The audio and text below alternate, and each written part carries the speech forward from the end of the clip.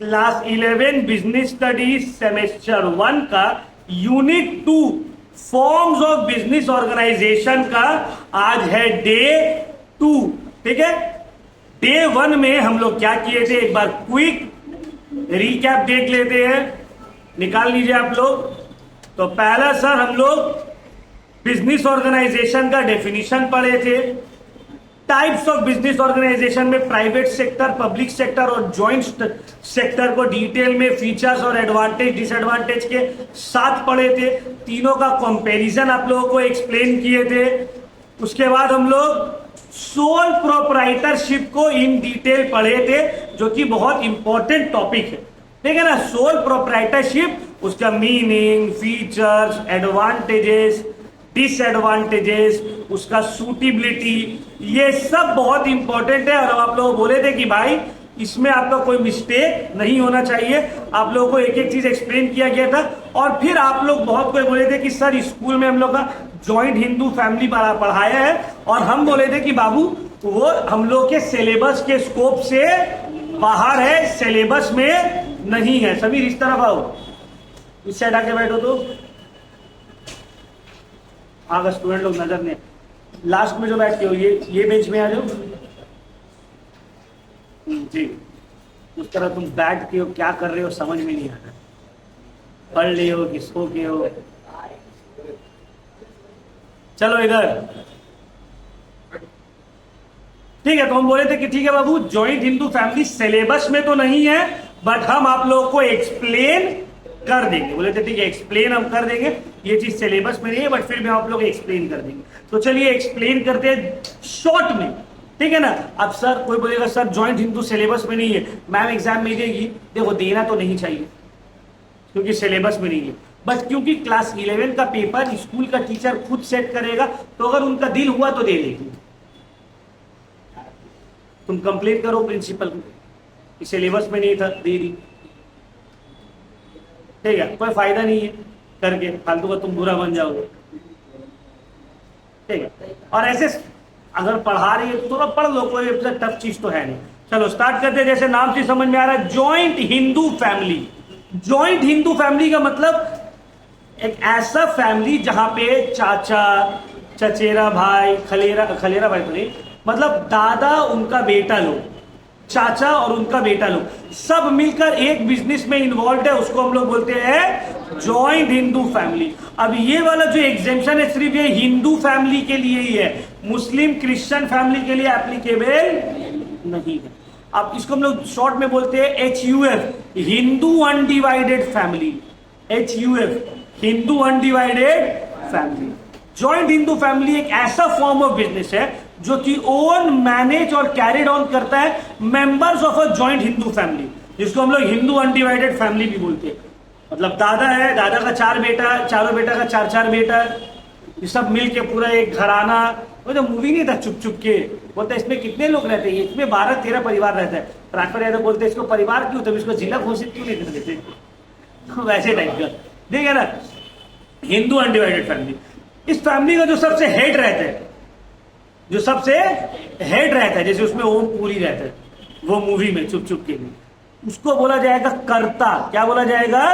कर्ता। जो male member सबसे हेड रहेगा उसको क्या बोलेंगे? कर्ता। वो सबसे हेड रहेगा, वो सब कर्ता धरता है। ठीक है। और जो भी मेंबर उस फैमिली में एज अ मेल जन्म लेगा, वो ऑटोमेटिकली उस बिजनेस का हिस्सेदार बन जाएगा। मतलब पैदा हुआ और हिस्सेदार बन गया, भले वो कुछ करे चाहे ना करे। तो यहां पे membership by virtue of birth मिलता है। ठीक है ना। क्लियर हुआ? जितना भी मेंबर्स है सबके पास इक्वल ओनरशिप है एंसेस्ट्रल प्रॉपर्टी का, उसको हम लोग बोलते हैं को पार्सिनर्स। अब बोलेगा भाई हम ज्यादा काम करते हैं, वो काम करता है कम, डजंट मैटर, सबके पास इक्वल शेयर है। जितना भी मेल मेंबर है सबके पास इक्वल शेयर है। लेकिन फैमिली का जो हेड रहेगा वो रहेगा कर्ता, एल्डेस्ट मेल मेंबर। ठीक है। इसके बदले में उसको कुछ भी अलग से शेयर नहीं मिल रहा है। अंदर बात, इसका एक्ट है 1956 जॉइंट हिंदू फैमिली एक्ट। और यहां दो सिस्टम है इनहेरिटेंस का, दया भागा और मिताक्षरा। अंडर दया भागा सिस्टम मेल और फीमेल मेंबर दोनों ही फैमिली का को पार्टनर मतलब मेंबर बन जाएगा फैमिली बिजनेस का। ये सिस्टम सिर्फ वेस्ट बंगाल में है, क्योंकि देखो हम लोग का जो वेस्ट बंगाल है ना, ये बहुत पढ़ा लिखा राज्य है। बंगालीज लोग बहुत एडुकेटेड है, पढ़ा लिखा है, समझ में आ रहा है। इसीलिए देखो यहाँ पे बीजेपी सबसे लास्ट में है। जब एकदम टीएमसी जो लोग परेशान हो गए, वो भी बीजेपी आए नहीं है, टीएमसी को बस भगाना था उन लोग को, क्योंकि वो लोग इतना ज्यादा चोरी कर लिया है, इतना ज्यादा मतलब आदमी को हैरेस कर दिया कि और कुछ ऑप्शन नहीं था उन लोग के पास। बोला बाट यार अब इसको हटाना ही है। अदरवाइज बंगालीज वो लोग कभी भी कम्युनलिज्म को पसंद नहीं करते। इसलिए देखो कंपेरेटिवली पूरा इंडिया का सबसे कम हिंदू मुस्लिम कास्टिज्म बंगाल में, बाकी सब स्टेट जाओ वहाँ पे यहाँ से बहुत ज़्यादा देखने को मिलती है, क्योंकि यहाँ का लोग पढ़ा लिखा है, बहुत अवेयर है, पॉलिटिकली अवेयर है, पढ़े लिखे है, रूल्स को अवॉइड करने वाले है ना। इसलिए तुम देखो, तुम कोई बंगाली एरिया में जाके कुछ गड़बड़ करके दिखा दो, सब मिलके खड़ा हो जाएगा। अभी यूट्यूब में वीडियो आया है कि कोई मतलब मेदिनीपुर में कोई बूढ़ा था, टीएमसी पार्टी करता था, उसको अंडा मार दिया। अभी अंडा थेरेपी चला हुआ है, सब आदमी लोग खड़ा हो गया उसके अगेंस्ट, तो आप क्यों मारे उसको? बोले नहीं वो बहुत ये वो जो भी कहता है वो अभी बुजुर्ग है, मतलब they are rule abiding people. तो यहाँ पे ये वाला था। उसके बाद था बाकी सब जगह मिताक्षरा। अंडर दिस सिस्टम सिर्फ मेल मेंबर को मिलेगा, फीमेल को नहीं मिलेगा। ये सब ऑल ओवर इंडिया चलता है। बिहार में हम लोग का तो, मेरा जो गांव में है तो बहुत डेंजर है, बहुत भयानक टाइप का डेंजर। मतलब बेटा कुछ भी नहीं करेगा फिर भी बेटा को ही मिलेगा, और बेटी जितना भी कुछ कर देगी नहीं मिलेगा। हम लोग जो गांव से बिलोंग करते हैं, और सिर्फ हम लोग गांव का बात नहीं है, पूरा नॉर्थ इंडिया में ये प्रिविलेज है, यूपी बिहार राजस्थान सब जगह।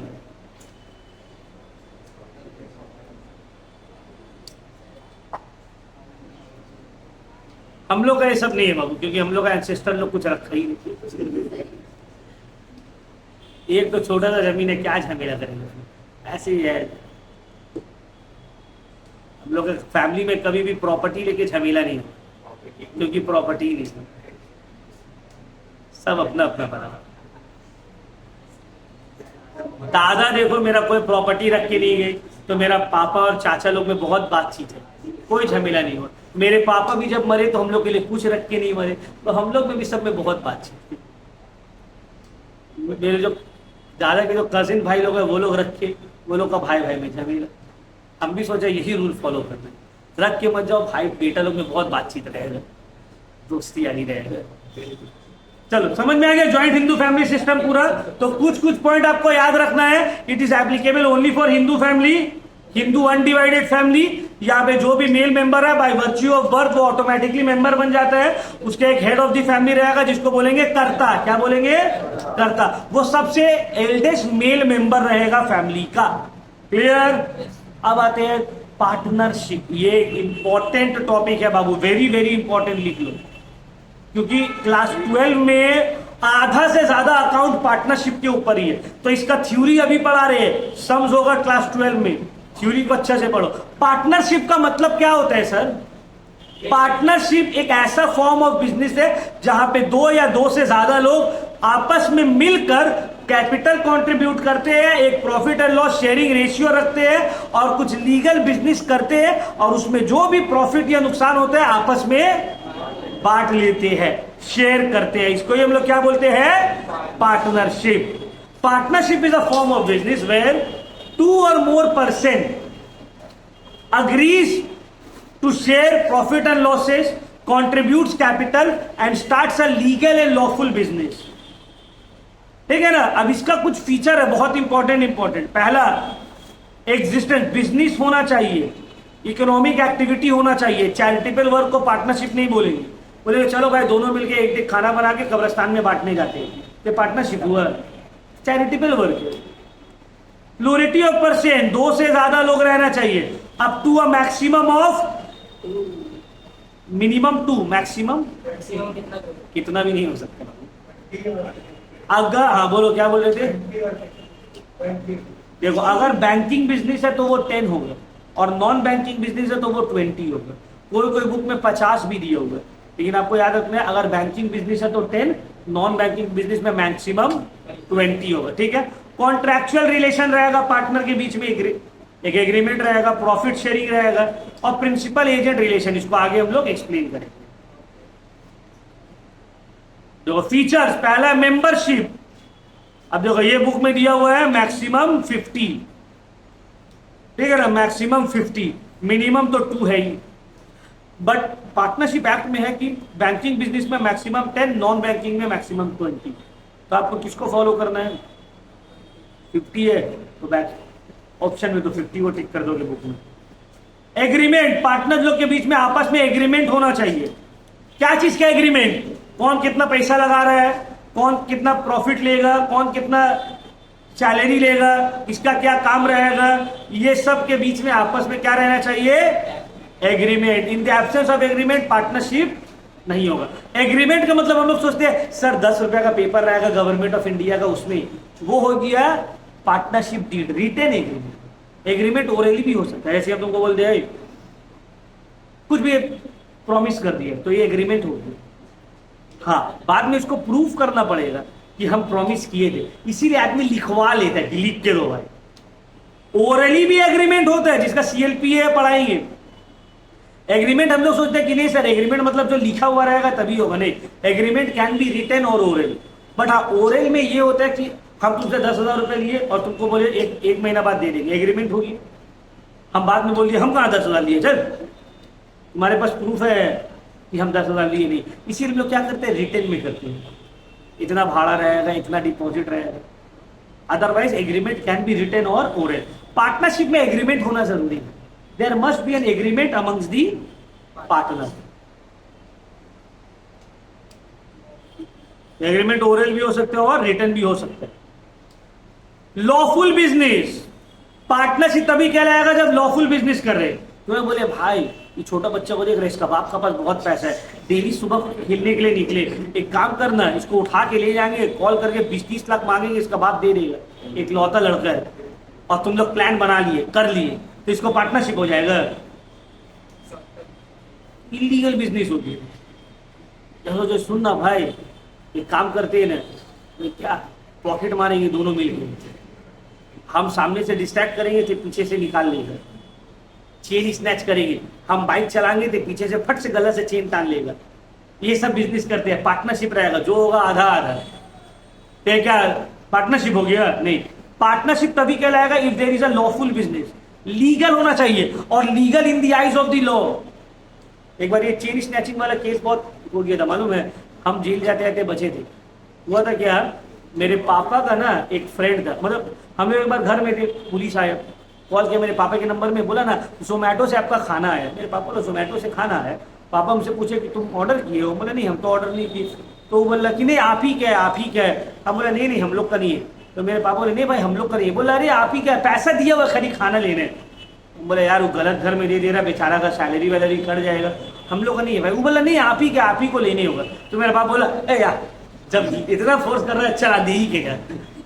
अब आए ना देख रहे 3-4 लंबा चौड़ा आदमी लोग, और फिर ऐसे गेट खोला, हाँ हम लोग का सबका तरफ देख रहा है, मेरा तरफ देखा, मेरा उसी वक्त ऑपरेशन हुआ था, हम ऐसे वॉकर में, तो समझ गया इससे तो चेन तना करें कि रिजेक्ट। अब मेरे पापा थोड़ा एजेड, क्योंकि वो जो लड़का चेन स्नैच किया था वो था 20 से 25 साल का एज का, तो देखा ये तो वॉकर में, तो इससे तो तनाएगा नहीं। पापा मेरा 50 साल का उम्र का। बोला और कोई है? बोला हाँ मेरा छोटा भाई है। बोला उसको बुला, वो बाहर में अपना दोस्तों के साथ घूम रहे। बोला नहीं बुलाइए। उसको बुलाया, उसको देखा, बोला कहाँ था? बोला हम तो अपना दोस्त लोग के साथ थे, गाड़ी लेके था। बोला नहीं हम तो गाड़ी लेके नहीं थे, हम तो पैदल थे। बोला आप लोग का क्या गाड़ी? हम लोग का हीरो 100। और जो चेन स्नैचिंग हुआ था वो था पल्सर से। तुम लोग बोला तुम लोग का पल्सर भी? हम लोग बोले नहीं पल्सर तो नहीं है। बोला हाँ पल्सर है। मेरे पापा को पल्सर तो आज तक खरीदा ही नहीं, पहले CBZ था, फिर स्कूटी, फिर हीरो होंडा, फिर स्प्लेंडर, नहीं पल्सर तो था ही नहीं। बोले काला कलर का पल्सर। तुम लोग बोले भाई हुआ क्या, मुद्दा का बात तो बोलो पहले। बोले थाना जाने है, थाना जाने है क्या करने है। फिर बिल्डिंग के नीचे गया, मेरे पापा को लेके पूरा मोहल्ला वालों घेर लिया कि नहीं नहीं ये लोग ऐसा नहीं है, क्या है लेके जा रहा, रीजन बता। फिर रीजन बताया तो बोला आप ही के नाम से डॉक्यूमेंट से गाड़ी निकाला। मेरा नाम से डॉक्यूमेंट, ब्लैक पल्सर। मेरी अम्मी को याद है, मेरे पापा के एक बेस्ट फ्रेंड थे। अरे आप उसको दिए थे निकाल के दिलावर? हाँ उसको दिए, तो उसको दिए, तो उसको फोन किए, अरे तुम्हारा गाड़ी क्या है? बोले मेरा गाड़ी हम तो अपना साला को दे के रखते थे। उसका साला को फोन किया कि ए गाड़ी क्या है? बोले हम तो मोहल्ला के एक लड़का को दे के रखते थे। मोहल्ला का लड़का को फोन किया, तो बोला हम तो अपना घर पे। गया पुलिस, देखा वही था। अब क्योंकि गाड़ी मेरे पापा के नाम में था, ले गया थाना में। फिर हम लोग बात की, वो लड़का लोग को अंदर डाला, गाड़ी सीज किया। अब जिसका गाड़ी था वो भी बेचारा, उसका भी क्या गलती? वो अपना सालों को लेकर रखा, उसका सालों को बोला गाड़ी उसको क्या दे रही है? बोला वो तेल भराता था, हम लोग मिल के चलाते थे। और दादा बाबू के पास से चेन स्नैच किया, और वही हम ही लोग का एज का लड़का था। पुलिस तो कैमरा में आ गया गाड़ी का नंबर से डॉक्यूमेंट चेक किया, मेरे पापा का नाम से गाड़ी है। ये सब डॉक्यूमेंट बहुत संभाल के कर, ठीक है। एक बार मेरा बड़ा दादा वही क्या नाम है, दादा बाबा के पास फोन में बात कर रहे थे, एक बाइकर आया, उनका हाथ से फोन लेते हुए चले गए। मेरा दादा ऐसे खड़ा हो गया, मुंह देख रहे, गाड़ी वाले लेके चले गए फोन। ठीक है, तो ये सब पार्टनरशिप नहीं होगा, ये सब क्या होगा? Illegal business. तो लॉफुल बिजनेस होना चाहिए पार्टनरशिप में। दूसरा, profit sharing, there must be a sharing of profit and losses. Partnership है तो प्रॉफिट शेयरिंग होगा, बराबर हो ये जरूरी।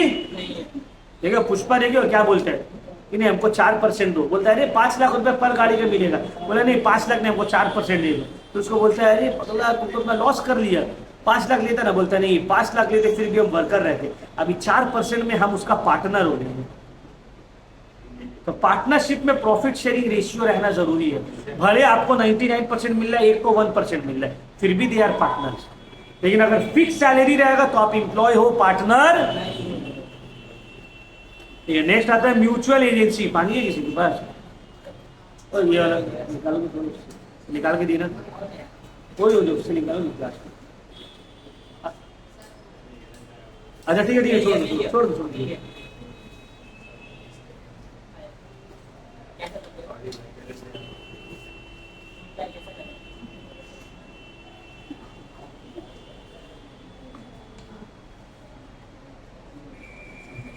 देखो म्यूचुअल एजेंसी रिलेशनशिप, इसका मतलब क्या है? एक पार्टनर जो है पूरा फर्म का एजेंट है।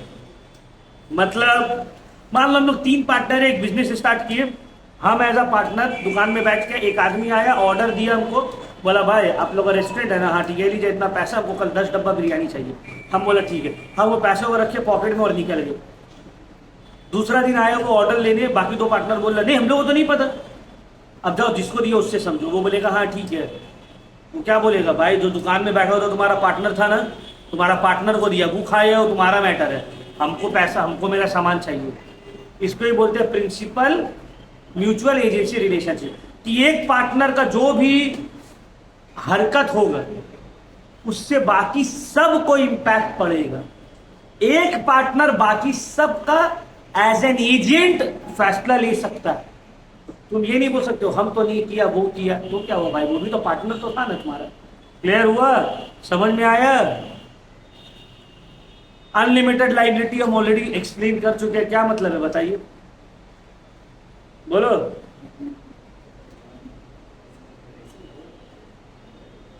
क्या होगा यहाँ बताइए? अनलिमिटेड लाइबिलिटी का मतलब सोल प्रोप्राइटरशिप में, बोलो, बोले भी थे, बहुत इंपॉर्टेंट है। अगर 1 लाख से काम चल रहा है, हाँ, अगर नुकसान करेगा तो तुम भी उसी के साथ हैं। वो तो तुम म्यूचुअल एजेंसी बोलो। एक कोई लॉस हुआ कंपनी का, उसके पास पैसा देने के लिए सब सामान बेच के उसको पैसा देगा नहीं, उसको अपना घर कैसे बेच के करेक्ट। लिमिटेड अनलिमिटेड लाइबिलिटी का मतलब है कि कभी अगर बिजनेस का बहुत ज्यादा घाटा हो गया और वो घाटा का भरपाई पूरा एसेट बेचने के बाद भी बिजनेस का नहीं हो रहा है, तो जितना पार्टनर है ये लोग को अपना घर का प्राइवेट एसेट बेचकर बिजनेस का नुकसान को पूरा करना पड़ेगा। इसी को बोलते हैं अनलिमिटेड लाइबिलिटी। जैसे कि मान लो हम लोग 4 आदमी मिलके बोले चल ना भाई बिल्डिंग बनाएंगे इलीगल 6 तल्ला 8 तल्ला और बेच देंगे, खूब पैसा कमाएंगे। ठीक है चलो, जगह ले लिया, खोद दिया, 4 तल्ला ढलाई मार दिए, अब 5-6 तल्ला मारने जा रहे थे, टीएमसी सरकार गिर गया, आ गया बीजेपी, बोला इलीगल नहीं बनेगा। अब हम लोग 4-5 आदमी मिलकर जो पैसा लगाए थे बिल्डिंग में, वो बिल्डिंग तो वैसे ही रह गया। अब जितना सबका कर्जा है वो तो चुकाना पड़ेगा, फ्लैट तो अब बिकेगा नहीं, बुलडोजर चल रहे हैं, इलीगल फ्लैट तो अब बिकेगा नहीं।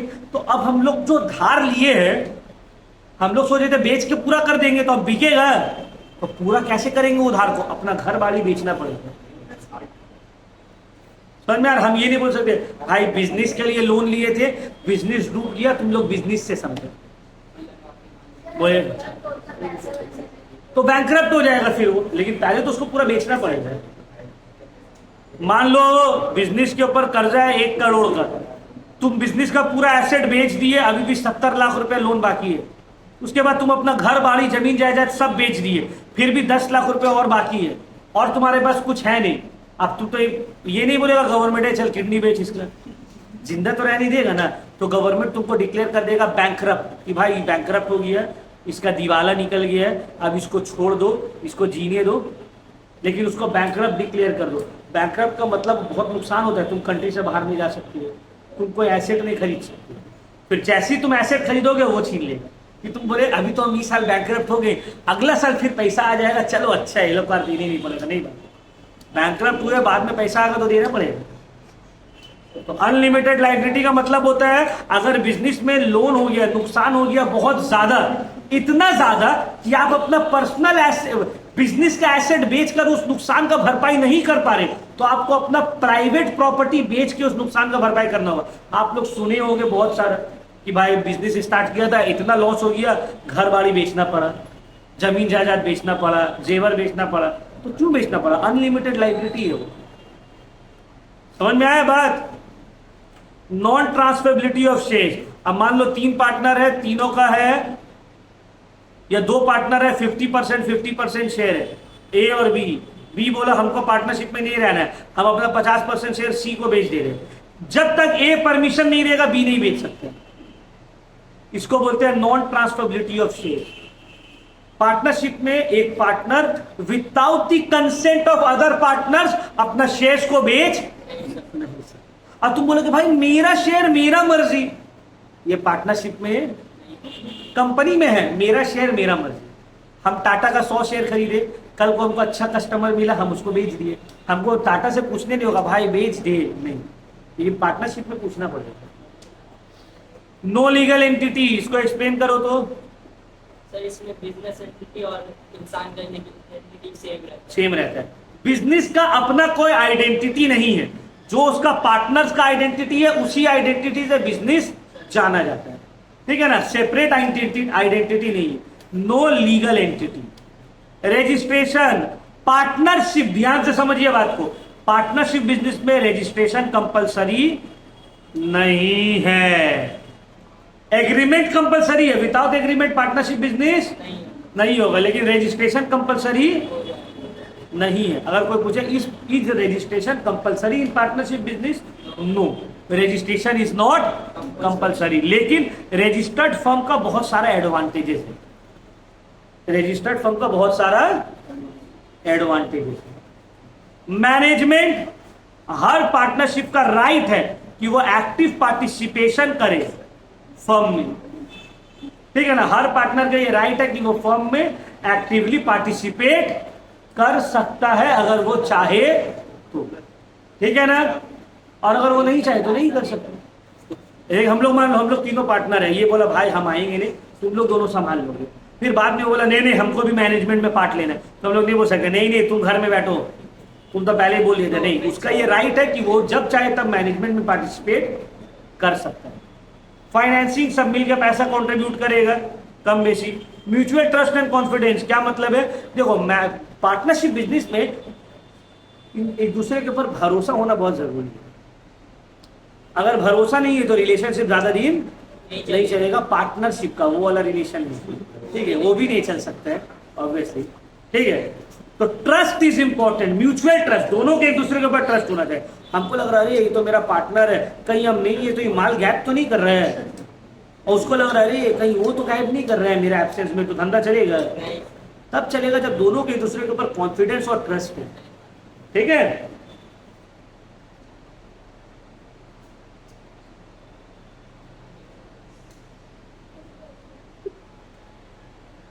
चलो अब आते हैं एडवांटेजेस ऑफ पार्टनरशिप। क्या एडवांटेजेस है? पहला है सर इजी टू फॉर्म, बहुत इजी है फॉर्म करना, उतना लीगल फॉर्मेलिटीज है नहीं, ठीक है। Large financial resources compare to sole proprietorship, partnership के पास ज्यादा रिसोर्सेज है ना भाई। सोल प्रोप्राइटरशिप में एक आदमी कितना ही देगा, पार्टनरशिप में 8-10 आदमी मिलकर बहुत ज्यादा कुछ दे सकते हैं। रिस्क शेयरिंग, रिस्क भी बढ़ जाता है, अगर डूबा तो सबका डूबेगा, मेरा अकेला का नहीं डूबेगा। डायरेक्ट मोटिवेशन इसमें भी है, जितना मेहनत करेंगे उतना ज्यादा मिलेगा। सीक्रेसी, क्योंकि कुछ ही पार्टनर के बीच में आपस में बात रहता है, पूरा पब्लिक बात होता नहीं है। फ्लेक्सिबिलिटी है, जब चाहे आप लोग अपने हिसाब से बिजनेसेस को चेंज कर सकते हो। यहाँ पे मैनेजमेंट में स्पेशलाइजेशन मिल सकता है, जैसे कि हम कोचिंग सेंटर खोले पार्टनरशिप में, हम है, कोई साइंस का टीचर है, कोई इंग्लिश का टीचर है, सब अपना स्पेशलिटी में पढ़ाएगा तो मैनेजमेंट अच्छा हो जाएगा ना। बैलेंस डिसीजन लिया जाएगा, क्योंकि एक अकेला आदमी फैसला नहीं ले रहा है, सलाह मशवरा लेके हो रहा है फैसला, तो डिसीजन क्या होगा, बैलेंस हो जाएगा। क्लोज सुपरविजन, पार्टनरशिप में भी बिजनेसेस क्लोजली सुपरवाइज करता है।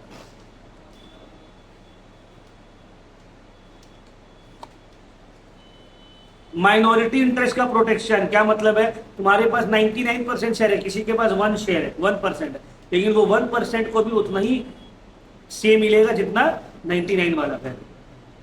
कोऑपरेशन के ऊपर बेस्ड है। अनलिमिटेड लाइबिलिटी का इंपैक्ट है, जिसके वजह से कोई भी चोरी बेमानी की कोशिश नहीं करेगा। एक्सपेंशन का चांसेस इसमें ज्यादा है, और इजिली डिसॉल्व भी किया जा सकता है, जब चाहो तुम उसको बंद कर सकते हो। और 1 मैन 1 वोट वाला सिस्टम इसमें भी होता है, डेमोक्रेटिकली मैनेज होगा। बट इसका बहुत सारा डिसएडवांटेजेस भी है। डिसएडवांटेज क्या है, व्हाट आर द लिमिटेशंस और डिसएडवांटेजेस? तो देखो, नंबर 1 सबसे पहले क्या है, नंबर 1 में है अनलिमिटेड लाइबिलिटी। डिसएडवांटेजेस में नंबर 1 में क्या है? अब क्या मतलब होता है सर अनलिमिटेड लाइबिलिटी का? अभी तो बताए थे, क्या होता है मतलब? बोलो रौनक, अनलिमिटेड लाइबिलिटी का मतलब?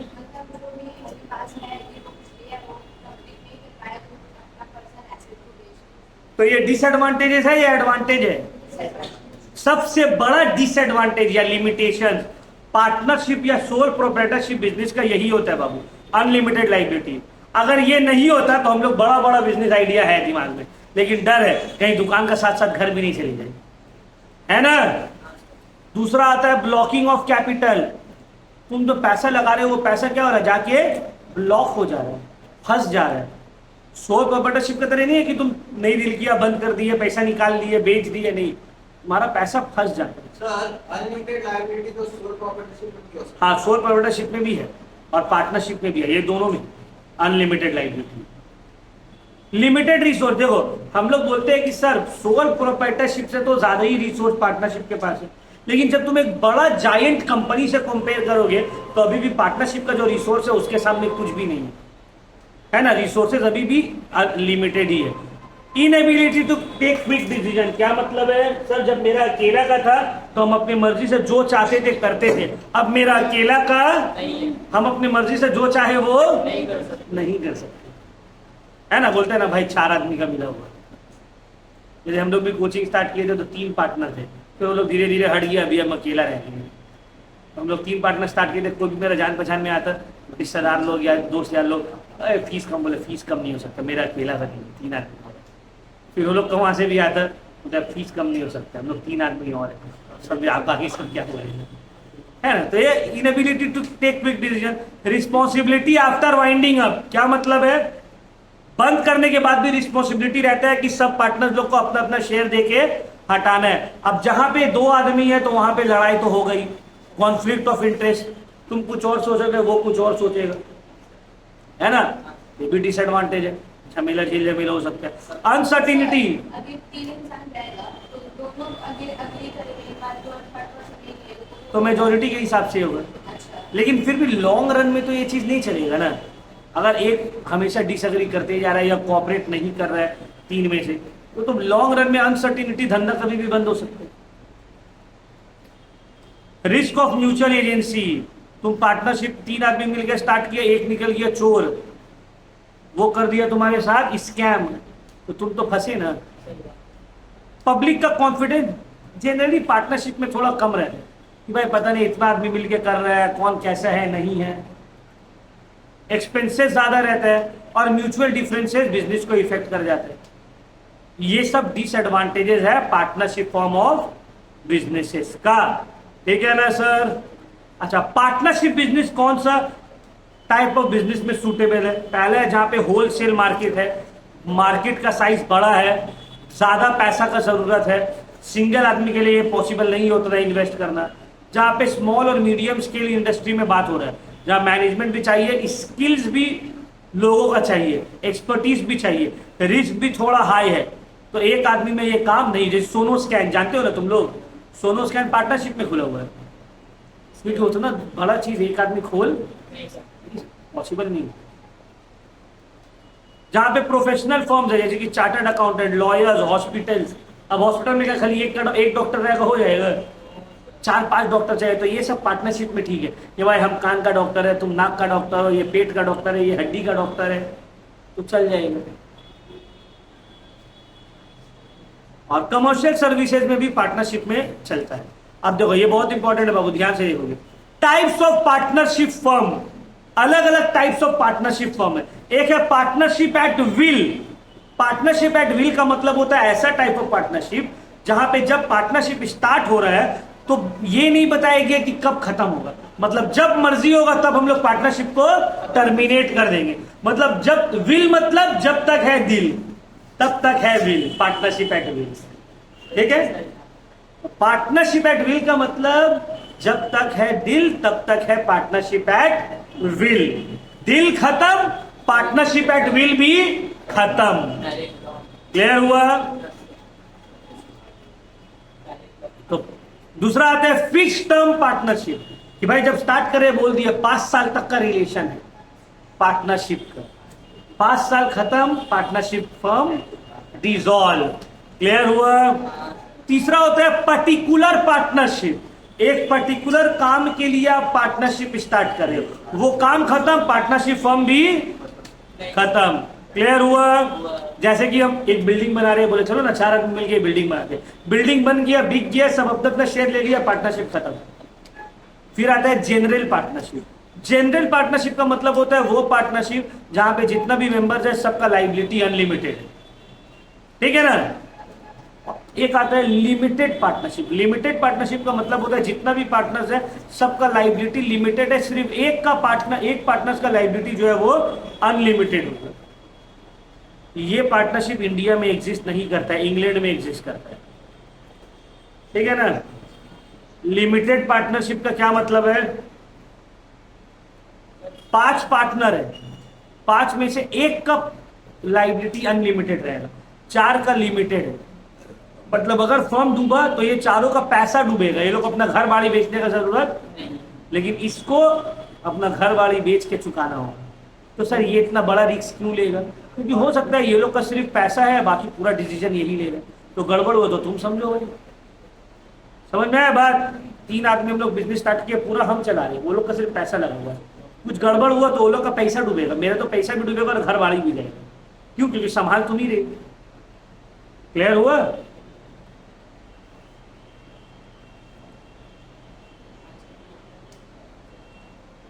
यहां तक रखते हैं, नेक्स्ट क्लास में स्टार्ट करेंगे टाइप्स ऑफ पार्टनरशिप से, ठीक है। क्योंकि टाइप्स ऑफ पार्टनरशिप ये है टाइप्स ऑफ पार्टनरशिप, और ये अब जो स्टार्ट करेंगे वो होगा types of partner. Types of partner बहुत अच्छा है, जब समझाएंगे देखना एक बार में क्लास में समझ में आ जाएगा। ऐसे ऐसे एग्जाम्पल देंगे फट से समझ में आ जाएगा, इसको थोड़ा अच्छे से समझाना है हमको, इसी वजह से अभी हम नहीं कर रहे, क्योंकि अभी क्लास का टाइम खत्म हो रहा है, ज्यादा हम लंबा टाइम नहीं सकते, स्पीड में हमको नहीं समझाना है, आराम आराम से समझाना है। तो नेक्स्ट क्लास में टाइप्स ऑफ पार्टनर से स्टार्ट करेंगे। तो यहां पे समझ में आ गया पार्टनरशिप एट विल का मतलब तब तक है partnership at will. Fix term partnership का मतलब एक पर्टिकुलर टाइम पीरियड के, 4 साल, 5 साल, 3 साल। पर्टिकुलर पार्टनरशिप का मतलब होता है एक पर्टिकुलर काम तक का। हाँ, जनरल पार्टनरशिप मतलब जहां सबका लाइबिलिटी अनलिमिटेड है, नॉर्मल जो होता है, और लिमिटेड का मतलब एक का अनलिमिटेड, बाकी सबका, ठीक है। अब हम लोग स्टार्ट करेंगे next class types of partner. ये था टाइप्स ऑफ पार्टनरशिप फर्म। और ये टाइप्स ऑफ पार्टनर, दोनों में डिफरेंस है। कोई दिक्कत? कुछ पूछना है?